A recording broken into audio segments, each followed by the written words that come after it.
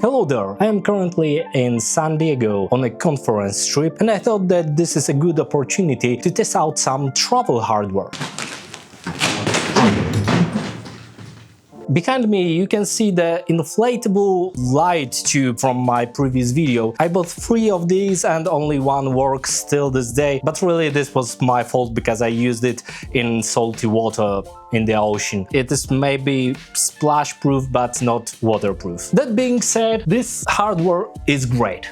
Really, this is something that every traveling YouTuber or videographer should have in his backpack. And nowadays you can find exactly the same gear from various brands, so I don't really know who is the main manufacturer here. Alright, let's dive into the main event, the new portable light from Ulanzi. I actually remember seeing the marketing for these lights years ago, but then they just vanished. It felt like the hype train left the station way before the product was even built. I'm not sure what the deal was with the delay, but after testing out the Ulanzi AL120, I knew I had to jump on board as soon as this finally hit the shelves. Now you can buy it. It's called Ulanzi AL60 or 120, and this is one of the most ridiculous lamps that I've ever tested, and at the same time it's one of the cheapest. Really, there are so many bad things about this lamp. Everything about it is like a one big experiment and not the real product that you would want to sell to the people. This is a huge powerful source of light. This is 120 watt bicolor LED fixture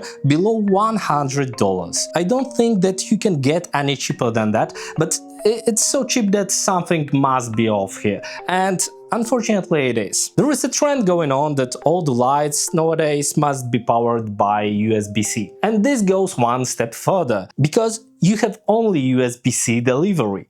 And if you've ever worked with USB-C cables, you know that they are brittle. So this handle is a power adapter, it has a fan, albeit the noise is acceptable for the portable and cheap stuff really. The worst thing here is obviously the USB-C connection. This is not the plug that you would want to use on any working hardware. Additionally, it is very easy to unplug. There is a mounting point for your light stand, but it is so close to the plug itself that in most cases you will unplug it while trying to move the lamp. If you know anything about power delivery, and we are talking about above 120 watts of power delivery, so in practice you need power source of about 150 watts. It is very rare. We need to have a little chat about the USB power delivery standard, or PD for short. First off, naming a power standard power delivery is about as inspired as naming a restaurant chain The Restaurant. It is next level dumb, but if you followed the history of USB naming conventions, you know these people are professionals at coming up with the most confusing names humanly possible. You've probably seen power delivery plastered all over every cheap charger on Amazon. But just because it says PD doesn't mean it actually supports the high voltage PD standard this lamp needs. Usually these smaller USB-C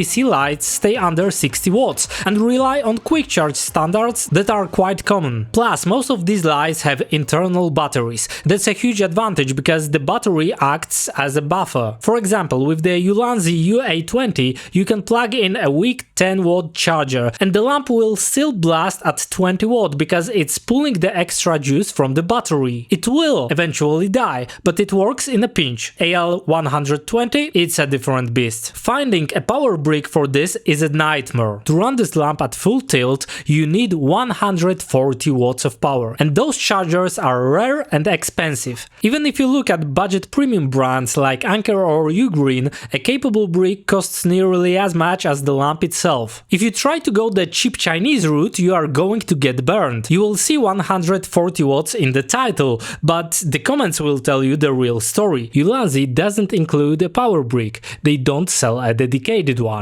and they don't even give you a certified compatible list. Also, if you use non-compatible USB charger below PD 60 watt standard, the device will tell you that it runs in the PD 60 mode and it will turn the LEDs on, but they will work only on 1% power all the time, ignoring the settings from the remote. So these are frustrating little things that lamp have a lot. It's a huge missed opportunity not to have a dedicated locking AC power supply instead of this USB-C guessing game. You have to pay almost the price of this lamp itself to make it work. And you could argue, of course, that this brick is a power bank, so you've got a portable light, but at 120 watts this power brick will power it for about 20 minutes. 20 minutes is definitely not enough for most situations. Of course, it can be run in a half power mode, so if you've got 60 watt power adapter, this is really a good deal, albeit you will not have the full power. Let's not forget that there is a AL60 version of this light that is effectively half size of its bigger brother. It may be a better travel companion, but even if you run the bigger one at half power, you still get twice the lighting area, and really the core value of such lamp is the cheap source of diffused lighting, and effective power step from 60 to 120 watt is not so much. I explained it better in my other video. So probably in most cases you will want to run this in half power mode, or you have to pay the price to run it at full power. Now it is really running at 30%, let's go to 100. So as you can see, this is quite powerful, and in many situations this can work wonders on the skin tones. So all things considered, this is a good stuff. This handle, you can put it on the tripod. You've got a lot of hanging points all over the place. And of course, this inflatable tube, it has a pump. Really, you don't need it because you could just use your lungs. Still, having an electrical pump in light that is below $100, this is something else. Additionally, you've got some hanging points for the power bank, you've got mobile remote, and everything can be packed up to a very small bag. Let's take a closer look at the actual construction of this lamp, because this is where it really shines. The design is incredibly simple, and that's exactly what makes it great. The LED panel itself is just a standard array of LED strips with Velcro sewn all the way around both sides. Then you have the inflatable diffuser, which is essentially a plastic tube with one clear side and one side diffused. I cannot speak to the long-term durability just yet, but it definitely feels more rugged than the material used on the smaller UA20 light tubes. The diffuser attaches via Velcro. Once it's on,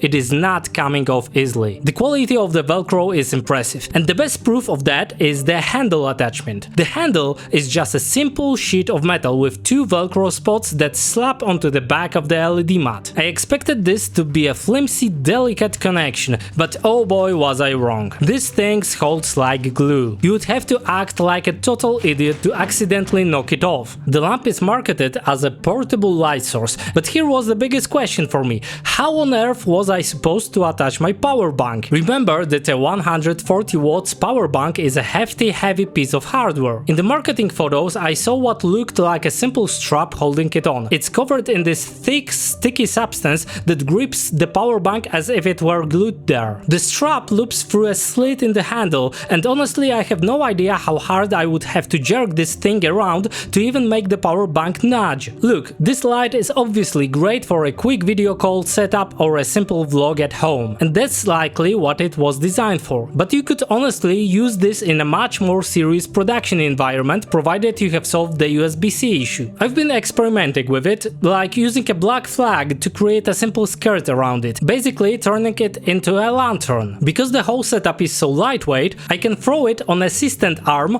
and raise it up on a basic combo stand without even needing sandbags. While a dedicated grid attachment would be a nice addition, the lamp is so versatile that you can improvise almost anything. And I believe it works incredibly well as a not so small motivated light source tucked just out of the frame. A power bank isn't going to keep this thing at full throttle for more than about 30 minutes. But let's be real, you don't always need to use it as a high output floodlight. Often you only need about 10 to 20% power to get the look you want. At those levels the power draw drops significantly, and suddenly you've got light that can run for hours in a low light environment. Not bad at all for a light that probably costs less than the bag you carry your camera in. My final thoughts on this are a bit of a mixed bag. bag. The concept of an ultra-cheap massive light source is brilliant. However, using USB-C for anything over 60 watts is frankly a terrible idea. You can definitely feel the budget materials, but the core engineering is solid. If not that USB power delivery stuff, I would call the experiment a success.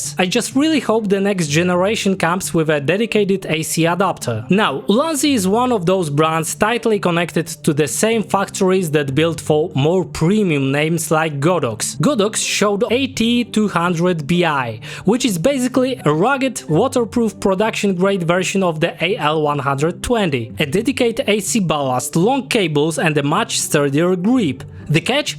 It's over $800. I picked up my AL120 on a Black Friday deal for $102 USD, with a tax and shipping included. That's a massive price gap, but I guess that's the tax you pay for a gear you can actually rely on. But it's not just Godox. There are these strange hybrid models popping up from brands with the weirdest names like Fly Noodle. Let's be honest, that name doesn't exactly scream professional confidence. But surprisingly, Fly Noodle version has a separate control that runs on AC. Additionally, it has a V-mount option and super many optional accessories like grids and skirts, or aprons, as they call them. It's under $200, which is still a bargain, and it's honestly what the Ulanzi should have been from the start. The golden rule still applies. You pay a premium for the name and the trust connected with that name. And while Ulanzi isn't exactly a prestige brand, they've been around long enough to earn some trust. I have had a few manufacturing defects with the gear in the past. Their quality control is still pretty hit or miss, but they have always sent replacement without any drama. So at least I know someone will answer the email, and their hardware experiments are often worth a try. So that's a wrap on the Ulanzi AL120. Thanks for watching and don't forget to hit subscribe. I will see you in the next one.